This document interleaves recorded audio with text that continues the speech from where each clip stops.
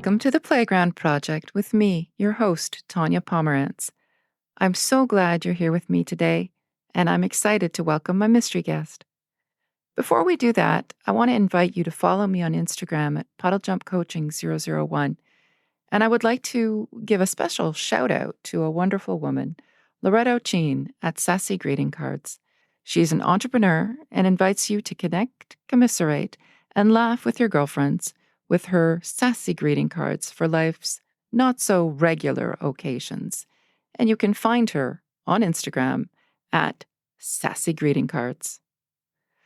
Loretta is also the talented designer of the beautiful cover of my book, Sex, Self-Esteem, and Sheer Stupidity, Surviving Your 20s and Beyond. So I really wanted to give her some love. Please help me welcome my mystery guest to the playground. Kristina Frost is my friend and a government employee who is going to share her journey to becoming a federal public servant, including some interesting stints in the entrepreneurial and retail management worlds. Welcome to the playground, Kristina Frost. It is absolutely wonderful to have you here with us. And here's what I'm going to do. I'm just going to say you work for the government. And we met while I was working at OCISO as a mentorship facilitator for the Federal Internship for Newcomers programs. That's a mouthful. Mentorship program. And from the minute we talked on the phone, I think we talked on the phone and then we had our little Teams meeting. It was this click, like it was a click. And ever since then, you've been a really fantastic mentor and a wonderful person to have conversations with. And here you are now with me, with us on the playground. And I'm just delighted to have you with us. Oh, thank you, Tanya. I'm very happy to be here. At first, I was a little hesitant, but after you convinced me for a little bit, I thought maybe my story is interesting enough to talk about on your program. So thank you for welcoming me here tonight. So should we start my journey with the high school journey? Is that where we're going to start? Yes, because that's where we go when we're on the playground project. We talk about high school. So what was high school like for you? I loved high school. I didn't love the academic part of high school, but I loved being able to see my friends every day in high school. So this is sort of the beginning of my career, even in terms of loving people and being around awesome people. So in high school, I loved music. That was my favorite course for sure. So I took music all the way through, even vocal music, as well as I played the flute and I played the piano. So I would say that was my favorite part of high school. I didn't love the courses, but I did, if I had a challenging course, I would try to excel at that challenging course. And which courses did you find challenging? Like things that I didn't find that interesting, like geography, English, things like that. I didn't find them interesting. So I had to push myself to study for those courses. Whereas music, of course, I just loved it. I enjoyed every moment of that. But did you join any bands? I was in the band. Oh my goodness, Kristina. Good for you. I was in the band. Yeah, I played the flute in the band. Yeah, and I really loved it. I know it's kind of back then it was kind of a geeky thing to do, but I loved it. Yeah, it was just that feeling of playing with the rest of the band in front of people. I loved that feeling. And we had a really good music teacher who got, everybody involved and made sure everyone sort of felt special in that band. So it was a good experience for sure. Oh. Yeah. Did you go on any school band trips? I don't think we went anywhere other than maybe the Rito Center or something in Ottawa at Christmas. We might have gone to a couple old age homes and things like that. But as far as I remember, it was a while ago. We didn't go anywhere big. I don't think we were that good.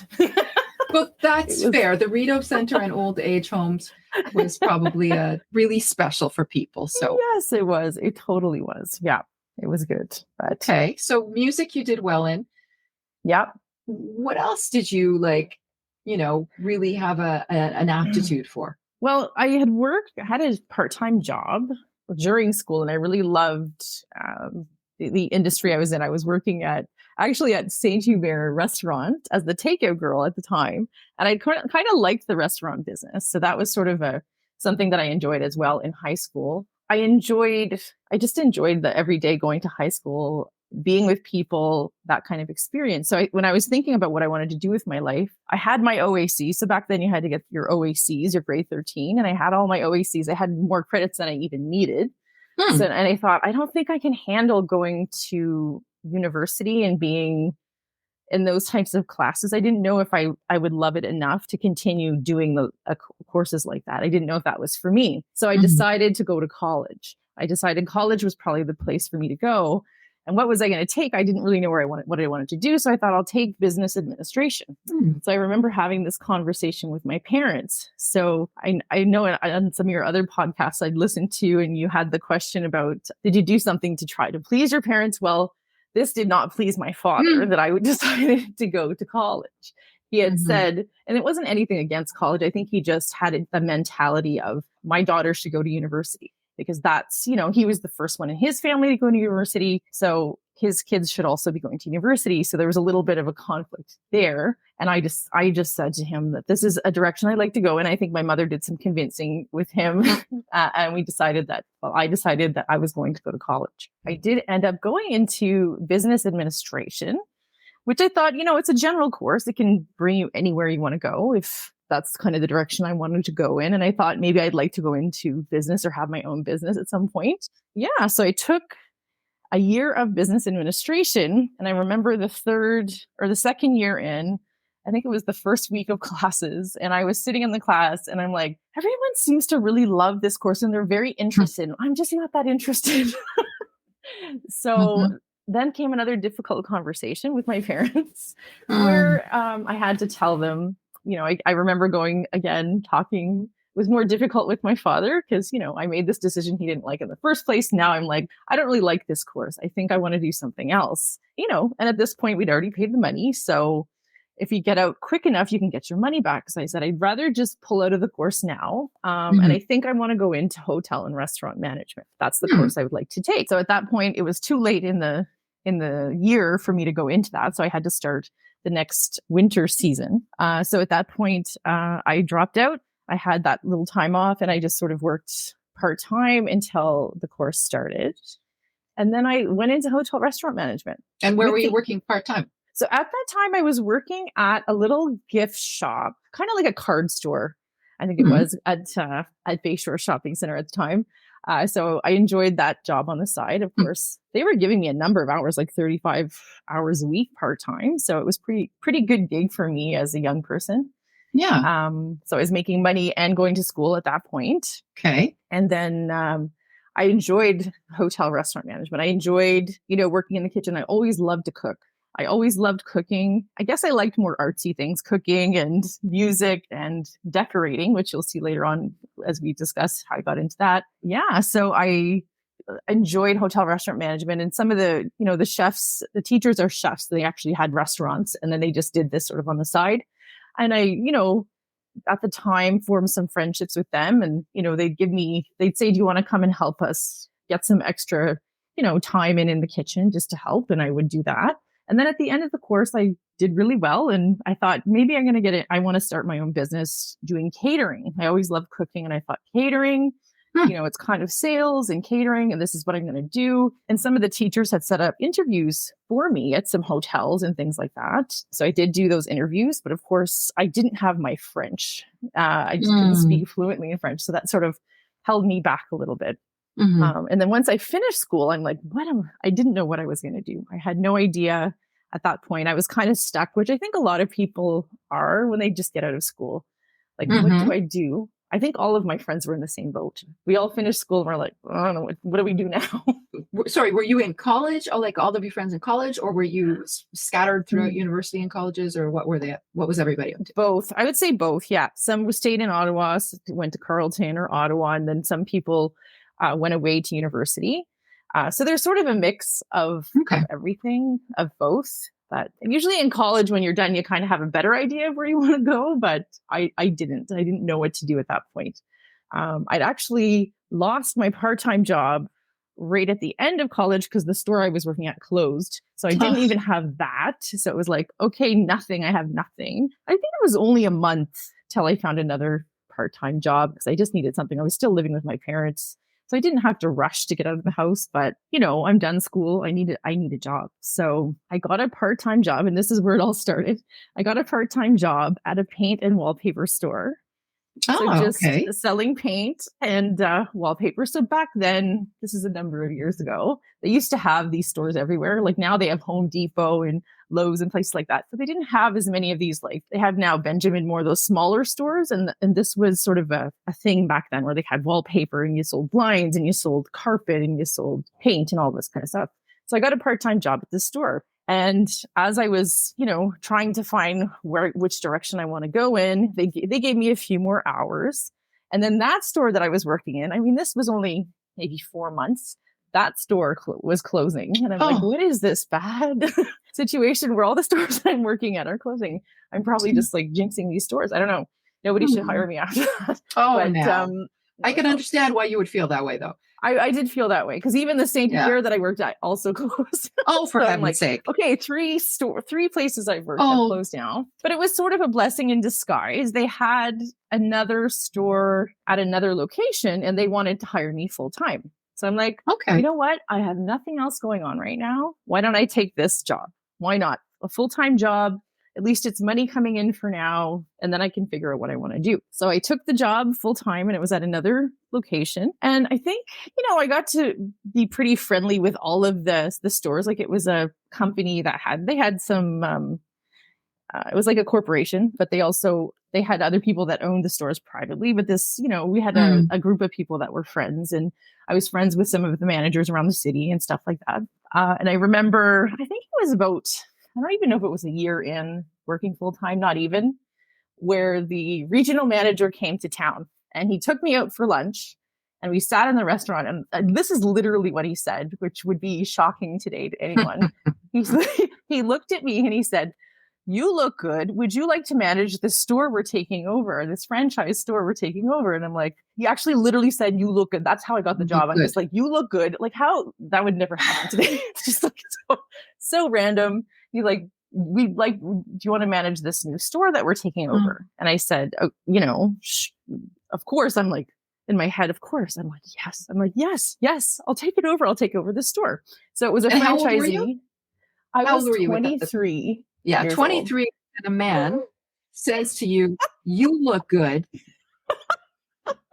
My eyebrows raised. Yes, I can believe it. Can you believe it? Well, that was the whole business, though. As I get into it and tell you a little bit more, it was an old man, I won't say old man's club. It was a man's club. That whole business or that whole, it was like a man's world. So this is how I got out of that job as well. So they were taking over a store that was owned by a franchisee and they wanted out. So the company was taking over the store. So it was a very awkward situation. One of the managers at the other stores, they demoted him and made him my assistant manager. So here I am, 23 years old, with a 40-something-year-old man who was a manager, now my assistant manager at this new store.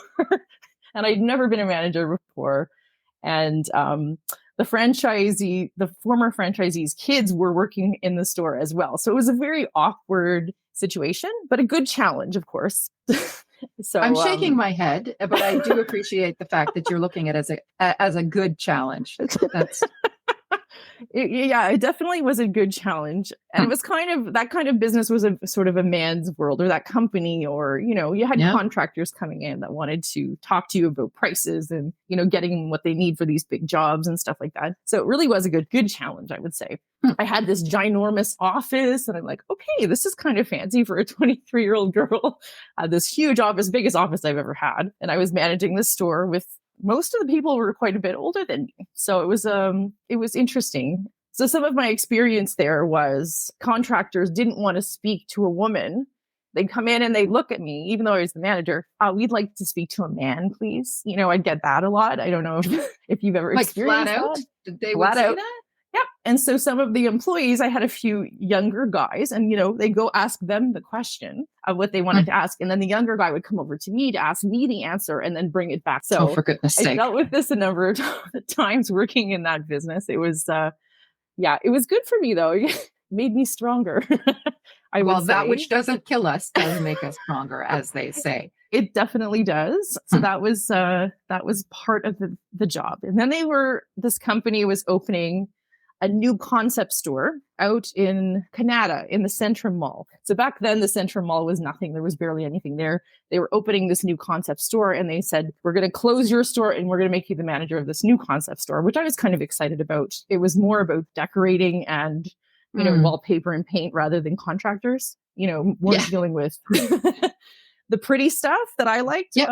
So I really enjoyed that, helping people with picking out colors. And we had this, back then it was a fancy computer where you could put different colors on the wall to show you what it would look like and things like that. So I was pretty excited about that.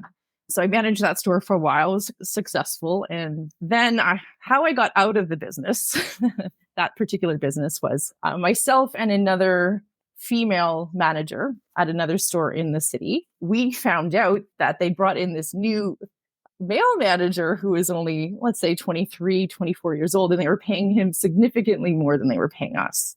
So we found this out. We're not supposed to know that, but we did find out. So her and I started sort of devising a plan. What are we going to do here? Her and I got along really well. I think she had gone to college and got her interior design diploma. So we thought we both loved doing this kind of job. We looked at different kinds of businesses we could get into together.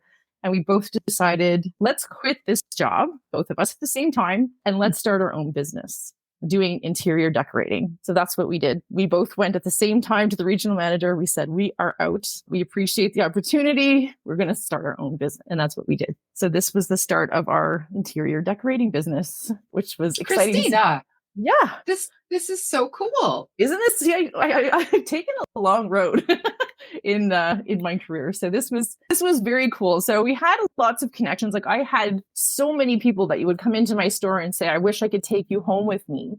And you could come through my house and tell me what to do. So this Sorry, was sort my of mind was back with the, you look good. And then, I wish I could take you home with me. Oh yeah, but I'm female cluster. I know what you mean. I know what you mean. Yeah. So, and the same thing, like we both had sort of a passion for that. So we started our business and you know what? We did really well in the beginning. We did really well throughout the whole business. We started, color consultations, going to people's homes, telling them what they should do. But then it became, we started doing the work too, which I didn't think that was the direction we were going in, but we ended up doing that just to make more money, I guess. So we actually did the wallpapering, we did the painting. Oh, back then, we ended up doing the work as well. So back then, the big thing was faux finishing. I don't know if you remember that. Like I do. All of those special textures and things on the wall. So we did that. People loved that. Was our big, specialty item. We'll pick the colors. We'll do the faux finishing, blah, blah, blah. So we did what that. Was the name of your our company? Yeah, it was called K&J Decor. So Kristina with a K, and then Janice was my partner in the business. So it was called K&J Decor. So we had it was a good run. I think I would say we were successful. I was making just as much money as I was managing a store. So both of us goodness. Yeah. So we were doing really well. But we were both, single, living alone. We both had our own apartments and stuff like that. So the not having the income every 2 weeks of a paycheck was more challenging, I would say. So some months were better than others and sort of managing things that way. So over time, I think we also both missed having a place to go every day and having people to talk to. So, you go to talk to people in their homes about decorating, but it's only like an hour conversation. And then that's it kind of thing. So I think I definitely missed having a place to go every day with people that are sort of like your work family, people that you can talk to kind of thing. So I missed that. So after about 2 years, we did it for 2 years.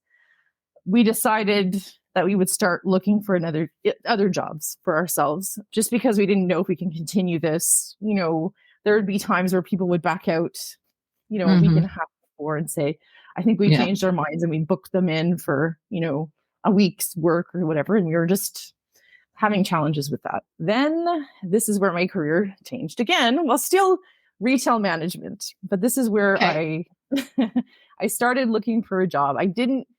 To be honest, I didn't even know what I wanted. I'm just like, I need something at this point. I just need to find a job. So I remember going to a job fair downtown, which is now the Shaw Center, whatever it was called before. And I went, it was so busy that day. And I thought, I'd just come from the dentist and my mouth was half frozen. And I thought, I just want to get out of this job fair. There's so many people here. And you couldn't even get up to any of the booths. That's how busy it was, like hundreds and hundreds of people. And I remember just as I was walking out, all the people in front of this one booth left.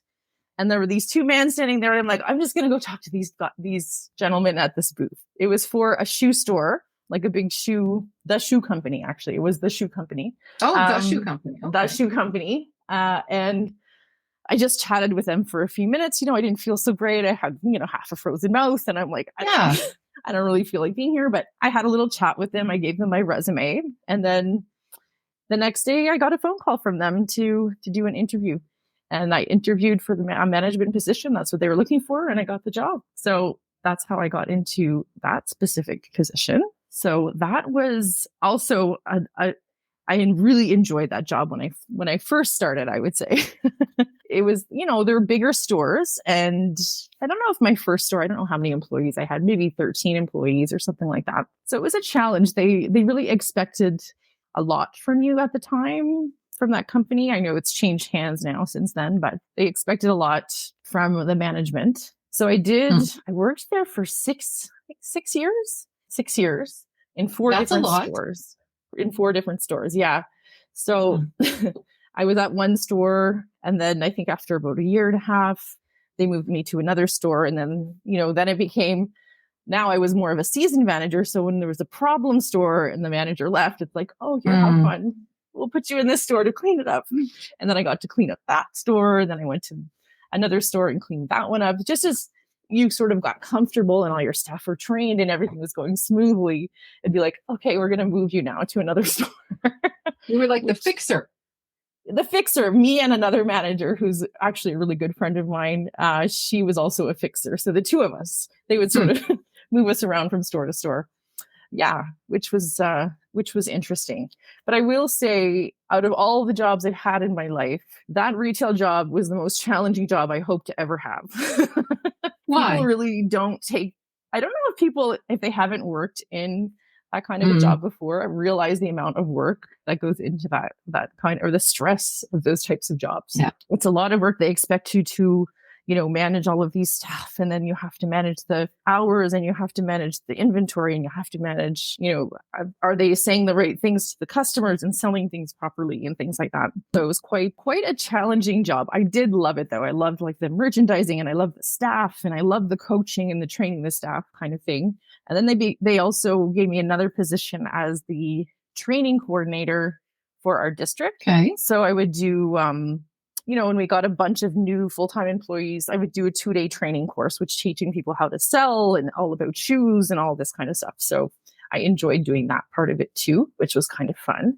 And then they also, I don't know, they thought that I was good at finding new employees for stores. So when they had new people coming in, they'd get me to interview them for the store, like for full-time jobs for stores around the city.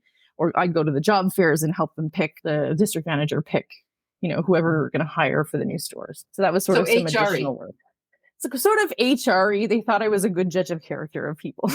So they let me do those types of jobs. If they were unsure, they're like, send them to Kristina. She'll interview them and she'll know kind of thing. So I got to do those kinds of things as well, which I loved. And did you hire good people? I did. I think most of the time I did pretty well. I think I did pretty Excellent. well. There was a few times, that they were hiring managers, and the managers, I just think they didn't know what they were getting into. And then they would leave kind of thing. Like it was just, they're like, no, this is too much, too much work. But yeah, so that was that job. And then I'd say that career in retail management. So again, kudos to all the retail managers out there. You're amazing. Yep. And I don't know how you do it. Because I could not do that for my whole career like that. And, every time I go to like a Starbucks or any kind of place that has baristas, that's a job I could never do. Yes, I know. Their patience, right? They're so patient. I just find them so patient. And I don't know how they do it. The thing that people don't realize about these kinds of stores and being a retail manager, you can never have a bad day. You're not allowed to have a bad day. Your tone sets the whole tone for the store. So if you're in a bad mood, everybody's in a bad mood. So you have to, no matter what's going on in your life, no matter how horrible you feel, you need to put a smile on your face and pretend everything is okay, because your sales will reflect your mood. These companies are on you, like, not, I wouldn't say companies, all retail companies, it's about making money. And if you're not making the money, it's because your salespeople aren't selling properly, because, you know, it all comes down to you. So you don't have it, you can't be sick, or you can't, you know, if you had a fight with your partner, you can't be in a bad mood. You have to just be on and up all day long, every single day. So, and there's nothing wrong. Like I could do it. It was just very, you know, there were times in my life where it's like, okay, it's really hard to pull it together and have that positive vibe all day long. So that was definitely one of the larger challenges. And I don't think people realize that, how hard it is to be on and happy all day at work all the time. And that kind of, yeah. I've honestly, I never thought about it, but you're 100% right. I mean, yeah, you know, as the leader of the pack, if you're going through some stuff through osmosis, basically, it's just going to go shift all the way down to everybody. And 100%. I've never thought of it like that. Oh yeah. Cause I know. And then all I think in my head was, okay, you need, even though this is not a good day for you, you need to have a good day. Otherwise you're going to have to, you know, talk to head office next week about why your sales were down, or, you know, why your hours were over and you didn't make sales. And it's just, all of it together, you don't realize. But, so that was my retail experience. It was retail management of a larger store. At the end, I had 20 employees at the last store that I was at. And I loved the employees, and I really loved the coaching part and the trying to keep their spirits up and things like that. I love that part of it. But it got to a point where I just had no life anymore. My life was work. And I was, you know, I did calls in the middle of the night from the security company saying, somebody's broken into your store, you have to go check it out, and have the cops go, you know. I didn't have a life. And then they'd call a meeting on my day off, like the, you know, district manager or whatever. And I didn't get another day off in lieu of that. It was just, you have to go to that meeting, or another store is, you know, has problems and we need help them clean up their store on your day off, kind of thing. So I just found there was like no life there at all. So, but 6 years, like 6 years. Wow. 6 years. That's a lot. It's a lot. It is a lot. Like, I like the action of it, but after 6 years, I was getting tired, and I just wanted to have more of a life. So I remember the night. It was I had to work a little bit later that night, and I remember I was getting into my car, and I look at my phone, and I see there's a text message on my phone from a friend of mine, and he said, they're hiring at Health Canada. You need to have your resume in by midnight tonight. If you're interested, call me and I'll help you and tell you what you should put in your resume. And I'm like, this is a sign. I had the worst day ever. And I'm like, I can't take this. Like, there's a lot. You don't realize what goes on in those stores. Theft and like, it's just, you're constantly managing all these problems, which is fine. I mean, that's what a manager does, but it just became overwhelming. And not all your 20 employees are having a good day every day either. So it was always, you know, all of that. So I went home that night and I called him. Thank you, Ben, if you ever listen to this. We were friends since high school, and I think he just knew I needed out, and he helped me with my resume. I sent it in that night. And I think it was 3 months later, I heard back from the government, and they said, you know, we screened you through. Now you have to write a test. And I wrote the test, and I did an interview, and I passed that. And then a year and a half later, I got a job in the government at Health Canada. So a year and a half later. Wow. Isn't that crazy? That's how long it took. It's a huge, there's, I've seen an infographic, and it says 75 steps. That's how many steps there are between finding out about a job, like, or getting screened in or whatever, with the government, and actually starting a job with the government. 75 steps. Oh, yes. And it was, I couldn't believe it took that long. Like, I had given up hope. I'm just like, oh, this is never going to happen. Like, I didn't think it was going to happen. I did have one, you know how I was in a pool of people, of course, that's how that all works. I was in a pool of people, and one branch of Health Canada had called me for an interview, but they wanted someone like within a week or two, and I didn't have my security clearance. So they're like, sorry, we can't offer you the job. And then I got a call from the place where I got a job, And I remember like meeting this lovely lady in the front hall who was bringing me in for the interview. And she had a great spirit about her. And I thought, this feels like a place I want to work. And I did the interview. And at the end of the interview, I knew I had it. I just knew, you know how you just have that feeling. I'm like, I got this one. I got this job. And I really liked the people that were interviewing me. And when they called and said, you'd like to, you know, we have to do this letter of offer, but we'd like to hire you. Are you interested? And I'm like, yes, I was so happy. I was so happy. And I think it was, I don't know, probably a month later that I started working at Health Canada. I'd never had a desk job before, ever in my life. So I'd always been action, you know, move, let's go. And I didn't think I was the desk job type. Well, I'll tell you, after 2 weeks, I was the desk job type. I was like, how did I do all these crazy jobs for so many years? This is amazing. And I thought, if I have to go to the bathroom, I can go to the bathroom. Like these are the crazy things working in retail you don't realize. If I want to have a coffee while I'm working, I can drink a coffee while I'm working. Like, I know these are the little things, but you don't realize, you don't get that when you're working in retail. Like I couldn't even barely ever get time to eat. Like it was just a crazy world. So this was luxury to me. And I thought, how could anyone ever complain about a job like this? This is amazing, you know, compared to what I experienced before. I think that you are a very good interviewee. Oh yeah? I think so. Okay. Yeah. I'm taking notes. And, you know, you're getting these jobs that you apply for. Yeah. And I love the fact that you said, I just knew. I don't think I've ever felt like that. Like, really? I just knew. Yes. I can't guarantee. I never know for sure. I do. I know when I know sometimes I've had interviews where I didn't get it, but I kind of knew that I didn't get it. I don't know. It's something in my head was like, yeah, I just had this feeling. And these people that I worked with were amazing. Like everybody there was so wonderful. And I'm just like, I needed that job. I think I just needed it to be around these lovely people, have this, you know, it's still challenging. I had to learn the work and all that stuff and use their systems and things like that. But I was just like, it was such a blessing for me to get that job.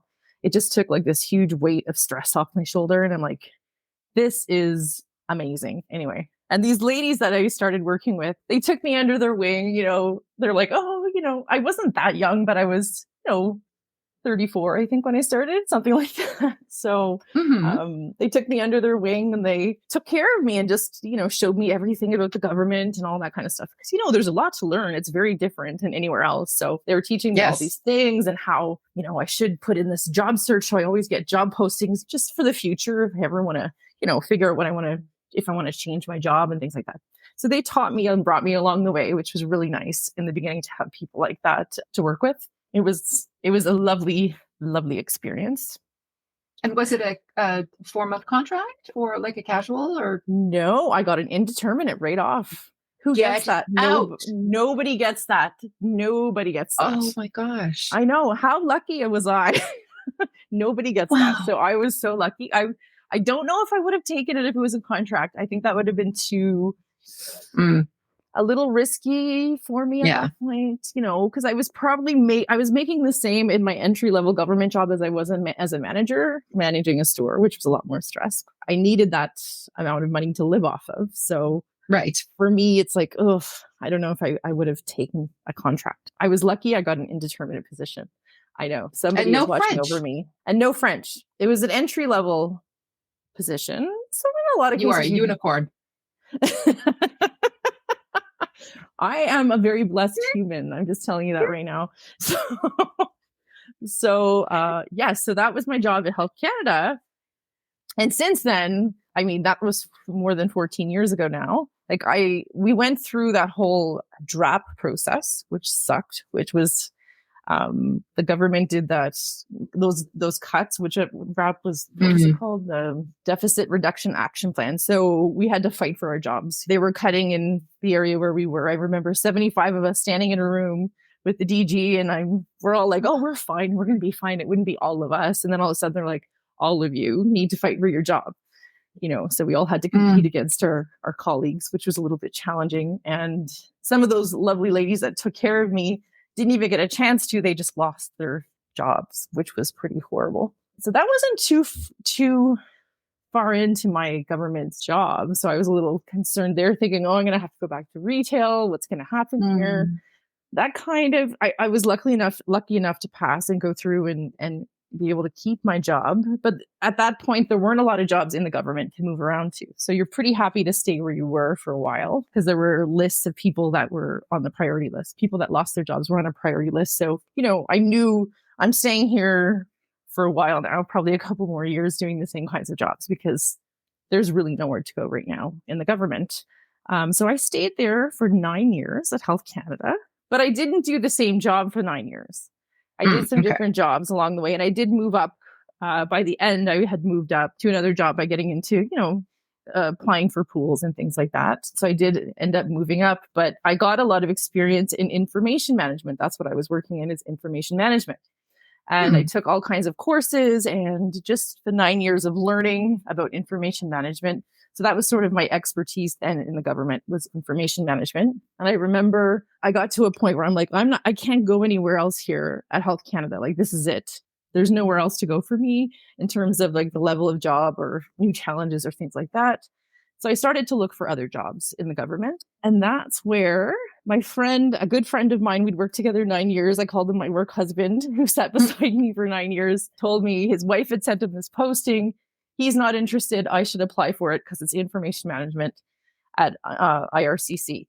And I'm like, yeah, I should apply for it. And I was kind of hesitant, because even though that I was kind of bored with the job, I loved the people there. Like, it was like a family there. I can't explain it. Just very family. Like, I knew everybody, very family. Like, and I thought, And then a week later, he's like, did you apply for that job, Kristina? And I'm like, look at him annoyed, but I'm like, I know he's right. And in my head again, Tanya, you're going to think I'm crazy. Before I applied, I knew I was going to get it. Somehow I knew I was going to get that job. And that's why I was hesitant to apply, because I had all the experience they were looking for. And I thought, okay, it's time. So I applied, had an interview, felt like the interview went very well. But then it's a theme. And then I waited about a month and a half, and I hadn't, I'd sent them a message, and they said they're still doing interviews. But the girl that interviewed me had sent me a message saying, we really want you for the position. Are you still interested? We still have a few more interviews to do, but we really do want you for the position. And I'm like, I'm interested. And that's how I went to IRCC. That's how I got my job there. So it was just on a secondment, but then they ended up deploying me there because I was in a pool for the level of the job. So they deployed me into that job at IRCC. So that was my next experience in the government, which was good. It sounds very military, deployed, secondment, but deployed anyway. What does that really mean? It just means that they gave me a permanent indeterminate position at IRCC. So I was on a secondment, which was just, Health Canada had loaned me out for a year to IRCC, but then they ended up giving me an indeterminate position at IRCC. So, okay, question for you. This is a government question. Yes. So let's say somebody starts in Health Canada, right? Like you did, and you started indeterminate in Health Canada, but then now you're saying that IRCC was giving you indeterminate. So in my head, I would have thought that indeterminate means indeterminate. It doesn't matter where. Yes. Well, yeah, it doesn't matter where. I had an indeterminate position with the government. You're right. I did have an indeterminate position with the government, but they gave me a higher level indeterminate position. Ah, okay. It was not the same level as my previous position. It was a higher level position. Same classification? No, different. Same classification. Yes. Higher level classification. Okay. Yes. So that's how that all turned out. And then it was kind of exciting because the girl or the lady that had hired me to work on her team. She was a team lead for a certain area. And within a month, she left. Suddenly, she was gone. And then the manager came to me and looked at me and said, are you up for this challenge? And I'm like, yep, I'll take it. So that's to be a team lead. To be the team lead. So they put me on an acting. Wow. Okay. Yeah, I know. See? Look at you, Miss Leadership I'm up for lady. The challenges, I'm telling you. Like, I always take on challenges. I never think I can't do it. I always think I'll do my best. And if I suck at it, well, whatever. I'll try. I didn't really know what I was doing, but I'm like, yeah, I'll take it on. Okay. And then they ended up I got into some pools at that level, and then I ended up getting that indeterminate position at IRCC as a team. Well, it wasn't specifically a team lead. I wasn't doing the HR part of it, but I was leading the team, like giving the team work, and I was sort of the lead of the team. That was my position at IRCC. And I worked there for almost 5 years, and I'm still there as an indeterminate employee. However, I'm currently on acting secondment at Health Canada again. So yeah, this with is the same people. So the same people. So somebody reached out to me and said, "Are you looking for a change?" And at the time, you know what? I think I was ready for a change. I think the pandemic and everything, I think everyone felt the same. It was just a lot. I think I just needed a change. And I went back to Health Canada, where I've been since last October. Yeah, on an assignment. And it was such an amazing experience because I told you the people there were amazing and I knew everybody there. So I came back there and it just felt like going back home. It was just like, this feeling of, I never thought I would go back there, but this feeling of, all these people, I've known them for so many years and I know all their life stories, and it's just like a family there. It was at IRCC too, but it was just because I'd been at Health Canada for so much longer. And I think went through so many life challenges there as I was there for the 9 years that you just get a closer bond with the people there. So that's what I'm doing right now. And I don't know where my career is going to go from here. I have no idea, but I'm open to the challenge of whatever comes up next. Apparently. I really like that. And one of the challenges, not so much challenge as actually opportunity, is being involved in the Finn mentorship program with those CISO. Yes. And I love that. I love I love the whole program. I got into it. You know what? I actually got into it because I was looking to gain more experience, to be honest with you, not the mentorship program, but just the Finn program. I was looking to gain more experience in screening resumes and things like that. I'd done interviewing, I had experience in that, but not screening resumes. So I ended up doing that for the Finn program. And then at the ceremony where they were thanking everyone, they mentioned this mentorship program. And again, you're going to think I'm crazy. I'm just like, I need to do this. Like something in my head is like, I need to do this. I love helping people. I love helping people with their careers. I've had people help me, and I would like to help other people if I can. And of course, then I met you and I'm like, you're so amazing. Immediately, I was like, this Tanya lady is my kind of lady. She's pretty awesome. So I just felt like it was a good fit for me. So I enjoy it. Yeah. And not crazy at all, by the way. Like not crazy at all. Because I'm, me, I'm always constantly thinking in colors, and I'm just, you're such a sunburst. Oh, do you know what I'm talking? You're like, I don't know what you're talking about, Tanya. I don't know. Well, I don't know what the sunburst is. No. So it's the combination of blue with an orange. Yes, I think that we figured out that I was partially orange, right? Yeah. At one point. Yes. Yeah. So all of this business of kind of the retail management, the up for a challenge, that kind of thing, that to me is very orangey. Like the physical part, that's orangey. The staying at jobs for a long time, that makes me feel I feel a little bit of gold, a little bit of a sense of duty almost. And then the blue is just your desire to help other people and the coaching and the training kind of stuff. That's a very blue kind of thing. So you are a little rainbow. Oh, I'll take that. Thank you. Yeah. I love that idea of a rainbow. Yeah, that is very cool. Yes. So and you really enjoy the mentorship, and you've had how many? One mentee, I've had one mentee, and I've had a number of calls. I forget what you call them. The connector meetings. Connector meetings. Yeah.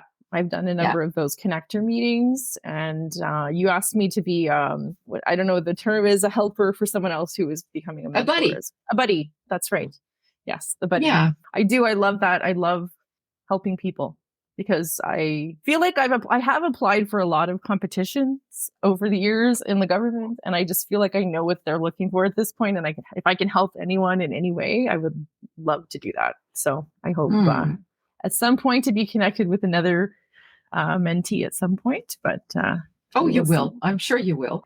Speaking of buddies, I just had an orientation session today. You interested in being a buddy for a nice lady? Sure can. I'm very interested in being someone's buddy. Nope. And she's nice. Good. Well, good, good. All the mentors are nice, for goodness sake. I'll even take the non-nice ones if you want. Just kidding. Just kidding. You are always up for a challenge. I am. Why not? How do you grow in life if you don't have a challenge, right? I would be the same person I was 25 years ago if I didn't challenge myself. So you're right. And so here's the question. Here's my question. What do you love about what you do? I know you love the family atmosphere and the people and stuff, but what is it that you actually love about what you physically get to do each day? So right now, the job that I'm doing is a little bit more creative, which I enjoy. So I'm providing training to people at the branch where I'm working. It's on their system that they use. So it's training. So I've created the training course. I'm creating other training courses. I created a learning page, which has all learning materials, as well as I've created videos and things like that, again, to help people with using their systems and things like that. So that's part of what I really love about my job, and interacting with people as well. Providing those training courses, answering questions, helping people along. But this specific job is very creative, and they're just letting me do my own thing, which I really love. So I love that part of it. And I'm doing other things as well. Our team converses with the program that I'm working in. We converse with the program and IT on any of system issues and things like that. So I like that portion of it as well. So that's what I love about my job right now. But again, I like that it's creative and interactive. That's what I enjoy. Like if someone said to you, you just sit there all day and write policies, I would be very bored out of my mind. So something like this, that's a little more creative, interactive, talking to people, being able to, again, be creative with something that makes me happy. Again, I'm seeing the theme. I'm even seeing, now I'm back to high school, where if you weren't particularly interested in it, it was hard for you. And that, I think that's a green characteristic. Well, there you go. Another color. You really, and I love when I see that in people, because so often it's just kind of one or two is really, really very dominant. But I'm seeing all these colors in you, and I think that's very cool. Now, here's a question for you. What advice would you give to a young person who was just kind of struggling with the question of what did they want to do for the rest of their life? I would say just try something. I really think just try something. If something comes to you, I'm all about like how I feel or my intuition. And if you feel like something could be interesting and it's, an opportunity that you could try out, just try it. And if, my motto is always, I'll try it. If I suck at it, well, I suck, but at least I tried. And then if you like it or not. And if you don't like it, then you just try something else. You don't have to be dedicated to one career. Like I was always jealous of those people that would get a job, or they knew I want to be a teacher and they went to school and they became a teacher. Or I have a friend, she wanted to be a nurse. She became a nurse. She loves it. She's loved it her whole career. Like I was always jealous of that. I'm like, wouldn't that have been so much easier? But you know what? I look at my journey and I think it's kind of interesting. And I've experienced a lot of different people and things throughout my life. And I think it's brought me to where I am today. So I would say just try different things and try not to be intimidated. And if you're scared, go for it anyway. Just try it. You'll only grow like you on this little podcast. Like me on this podcast. Yes, I was so hesitant. Yeah. But you did it. And so, okay. Now I know you said your motto is I'll try it. And if I suck at it, it doesn't matter. But do you have a favorite quote or motto that you live by? And we'll wrap it up with that wonderful quote. Yes. I don't know if it's quote or motto, is always treat people how you want to be treated. And that I live by every single day of my life. And I think it's kind of been a positive thing for me. So anytime I'm somewhere and something happens, I think, if I was in that situation, how would I want someone to treat me? Or, you're in the parking lot and you see 20 feet away, a lady drops her mitten. Do you run and get it for her? And in my mind, I'm like, if that was me, I'd want someone to run and grab that mitten and bring it to me. So that's my motto in life. Always treat others like you want to be treated. Nice. Now that is called the golden rule. Do you know what the platinum rule is? No, what is the platinum rule? Treat others the way that they want to be treated. That they want to be treated. That's trickier because you don't know always how someone wants to be treated. Well, you're right. So you don't know a person, you don't know that. That would be very difficult. You're right. I hadn't thought of that because I was just like, yeah, that makes sense because, just what might work for me, like, the language of love, the love language. The love language. That's right. You can use that with people that you know. But exactly. Other people you can't. Totally probably inappropriate. Takes us back to the "you look good" comment. Can you believe that? I'll never forget it. It's like ingrained in my mind. Like I'll never forget that. I was like, in my head, I'm like, is this really happening? Yeah, I know. That's crazy. Eh? Oh yes. A different time. That was that was the 90s? That was the 90s. Yeah. Yeah. Isn't that crazy? Yeah. The things that I've been called an airhead by men, by a manager, man, don't even get me started about the paper company. Let me tell you, The Office that you watch on TV or Netflix or whatever, that's exactly it. In fact, probably probably more tame than a real office environment with paper and stuff. Wow. Yeah, that's great. Isn't that crazy? It is crazy. Times have changed. I mean, we're not 100% there yet, but times have changed, thank goodness. Yeah, and they're going to get better. They are going to get better. So, well, and how was this? This was good. There's a bit of trepidation there. I can hear that. No, this was good. It was. I enjoyed it actually. I never actually spoke all of this out loud before. So when I actually say it, then I'm like, wow, I have been through a lot. Yes, you have. Many years. Yeah, for sure. And all of it together is making you who you are now, which is a pretty darn awesome, cat mom and government worker and person and human. Yes, exactly. Yes. Well, this was a great experience, Tanya. Thank you so much. Well, thank you. And you take good care of yourself. I'm sending you a big hug and I'll be in touch, man. I'll be in touch. All right. Yes, please be in touch. I'll be in touch too, for sure. Okay. And this will come out next Thursday. So I will send you the link for it. Oh, I don't know if I can listen. You can, and you'll be awesome. And and we'll have fun, and you can play it for your friend Ben. Oh yes! Oh my goodness! Yes, Ben. I have said thank you to him since, but yes, I should play it for him too.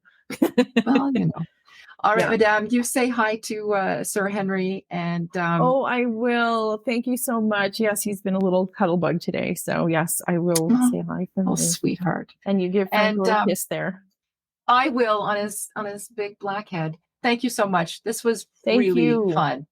This was fun. Thank you so much, Tanya. Take care. We'll talk to you soon. Okay, you too. Bye-bye. Okay, bye.